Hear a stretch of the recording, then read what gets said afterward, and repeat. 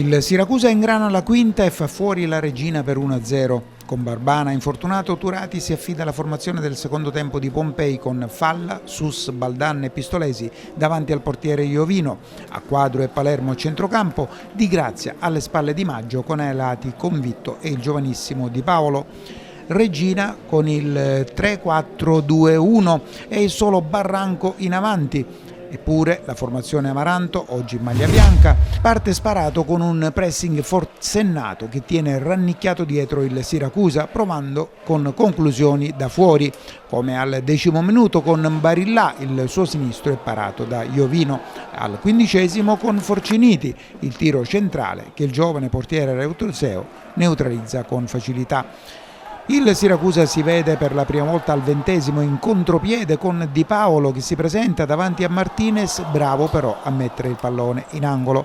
Sugli sviluppi del corner c'è un netto mani in aria a Regina, l'arbitro non ha dubbi e calcio di rigore. E dopo le tante proteste al 23° si presenta sul dischetto Maggio che trasforma spiazzando Martinez che aveva toccato il pallone col piede di richiamo. Reazione Amaranto al 28° con Girasole, il colpo di testa è parato facilmente da Iovino.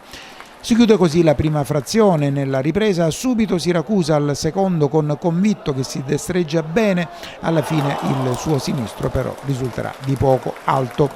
All'8° pericolosa mischia in area aretusea con Iovino che perde il pallone, con i Reggini che ci provano in tutti i modi, ma alla fine il pallone si perde fuori.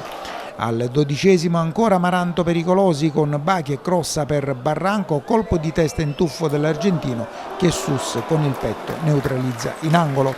Nel Siracusa entrano Candiano per Convitto e Longo per Di Grazia, proprio Candiano al 32° crossa per Baldan che di testa però mette fuori.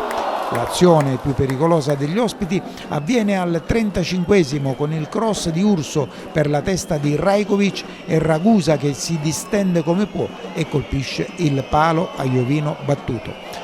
Ultimi cambi azzurri con Sarao per Maggio e Puzzone per Di Paolo. Al fischio finale esplode il De Simone e la Curvanna in particolare. Azzurri adesso ad un solo punto dalla Scafatese fermata dall'Agragas per 1-1. A Retusei domenica prossima di scena in trasferta all'Ocri.